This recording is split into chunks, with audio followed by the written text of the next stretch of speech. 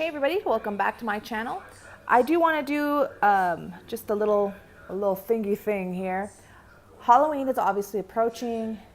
If you have been subscribed to my channel for some time, you know that coming now up until October, it gets very costume, props, tutorial heavy. If you do intend on doing any of the tutorials on my channel, I do want to also have you get have more experience with your machine. And in this video, I'm going to show you how to wind the bobbins and install them on two different types of machines. So a lot of the modern machines now, you do the top load bobbin, which is here. I mean, this is pretty much what all machines these days do, like most general home sewing machines. And then I'm going to show you on my older machine, my Futura, you load the bottom here in the bottom. So I'm going to show you this one, and then I'm going to show you my other one in the garage right now. But let's get started here because I'm already in front of this machine. So on this one, this is a Singer that I've had for a while. If you'll look here on most modern machines, you will notice that there is a diagram that shows you how to thread the machine. So here goes 1, 1, 2, 3, 4. That's to thread the machine. And then if you look here, this is for the bobbin, all this. So here you go around the little tension screw and then you thread it all the way to the bobbin. I'm going to show you how I thread the bobbin. There's obviously a hole in these bobbins for a reason, and I will show you. So you see here how it has a hole. The clear plastic ones also have it. I mean, you're supposed to thread through it, but like, to me, this is the way I learned to do it, and I still thread it evenly. And in my opinion, it's just a quicker way of getting stuff done. You know what I mean? So we're going to do it my way, and I'll show you also how to install it within the bobbin case and everything when you're about to thread the machine. So let me just put this thing on top here. So here we are. All right. So start from scratch. Let's go ahead and load your thread because you do need to have the thread here. What the heck? Where's my stopper? So I'm gonna put that here. Here we go. So now grab some slack. We're gonna go 1. Diagram says to go this way and come like that. So I'm gonna do like that. Here we go. Now I'm gonna pull it to over here. Now this is where I do things slightly different, okay? Because I mean, I'm self-taught and I have weird habits, but this habit winds it evenly for me. So I don't know. Most people, you'd be like, from the inside, you'd be like all trying to, you know, push the thread through the bottom. See, to me, that's where it like, I start wasting time. Like, no, this is what I do. I'll pull a long piece of thread, and then, hold on, let me turn this camera slightly more this way. Okay, so I'll pull a long thread out. I will get it started by wrapping this, and then I'm gonna leave a tail in my hand. I'm gonna come over here and I'm gonna load it on the little bobbin stick thing. So if you can see here, I'm holding the little tail, okay? And the way you load it, you know you're right when you have the string, it wants to wind counterclockwise. Okay, so I'm loading it like this to where this string wants to go this way, okay? I'm going to engage the bobbin winder by clicking this to the right. And then I'm just going to go, you know, like full speed ahead, but I'm going to hold both strings taut. And you're going to see this one go first before I completely let go and let the machine do its thing. Okay? See, I'm letting it take it evenly. There we go. And then I'm gonna just let it do its thing. Now, we get more in-depth here. This little white thing on the side, if you can see it, this thing right here, this is like the brake. This will prevent your bobbin from overflowing and then all hell breaking loose. So you want to fill your bobbin to capacity when you start any project. When it gets to its maximum, the little break will stop it from overflowing. And well, I can't because I finished all my thread. But that's funny. I didn't even realize I was almost empty. But normally this will stop it and the whole machine will seize. It'll stop even though you're pressing on the pedal. And that's when you know that you have hit the maximum. And then you disengage it by clicking left, pulling it off, and then you thread your machine as normal. So let's load this. Let me sit down. So I got my full bobbin, sort of, because my spool of thread finished before I could show you how the break works, but that's all right. You're gonna load it in here, okay? But don't just stop there. You see this little thing here? Hold on, let me get over here. Okay, so you see this little thing right here? You're going to come up through that and you're gonna kind of tug on it and you'll hear it click when it comes in the middle, and there you have to, and then there you're done. And then you just kind of, you don't just like throw it in here because this will come out. See how I'm just pulling on it?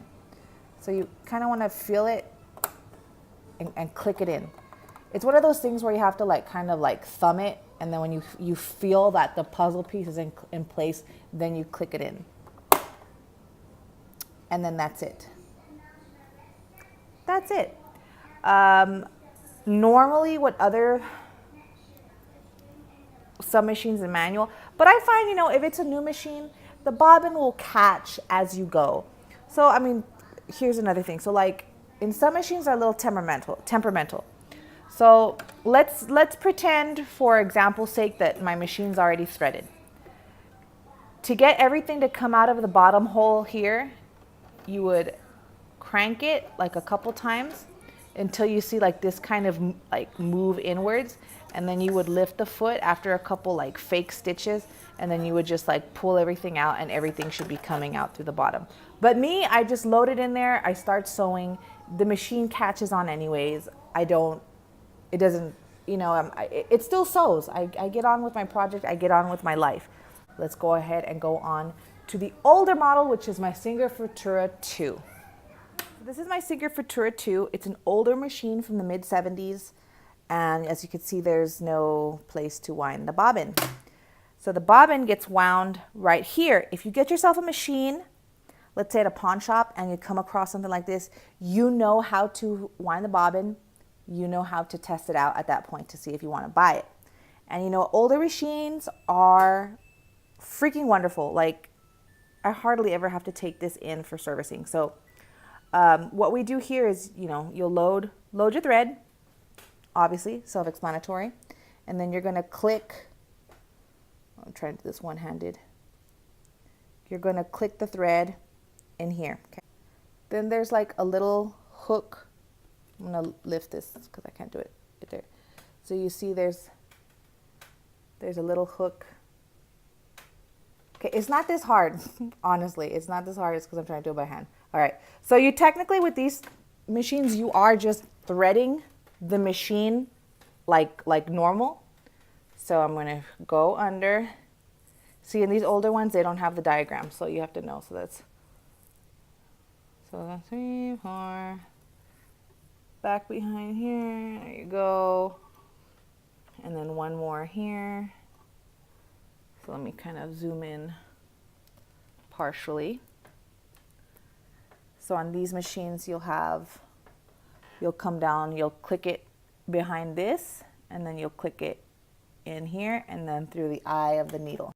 Here is the empty bobbin. As you can see, it is a lot bigger than the normal size that most people are used to these days. So for this, you'll have to buy, if you have this machine, you'll have to buy the specific size for it. I forget what size it is, but really I haven't seen any other difference between this one and this one. So you can kind of eyeball that this one's a lot bigger in the store. So let me just thread this through the needle. And if you can't get it through the needle, if it just looks like really hairy and fuzzy, you just like snip it clean.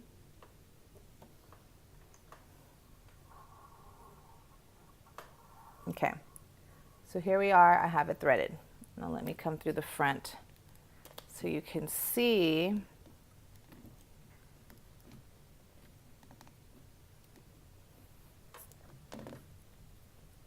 Perfect. Okay, so with this machine, I have it completely threaded. I'm going to go under my foot.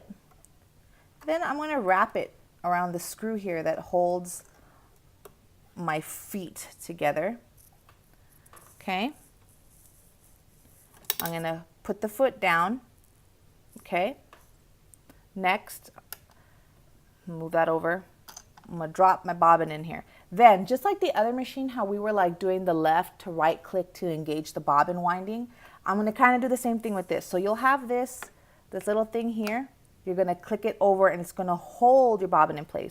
And then, you know, as you saw here, I just kind of like did a DJ thing with it.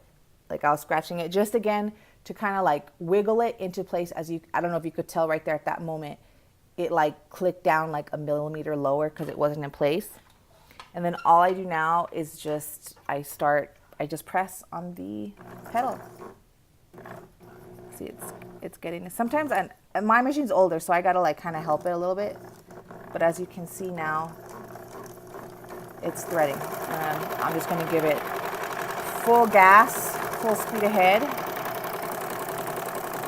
It is winding.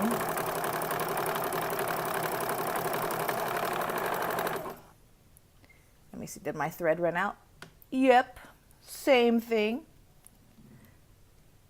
Okay, so when you're done, you kind of just like this. This was cut, so I'm gonna throw that away. I don't need it anymore. And see, and I love this machine because it's like all in one. So like, let's pretend this was still threaded. All I gotta do is do this. Bam, ready to sew. That's why I love this machine more than the other one that I have that you just saw, because really it's like just like if you fill it and go, it's awesome. So that's how you do that, ladies and gents. If you have any other questions, please feel free to ask me in the comments. Have yourself a great sewing day. Bye-bye.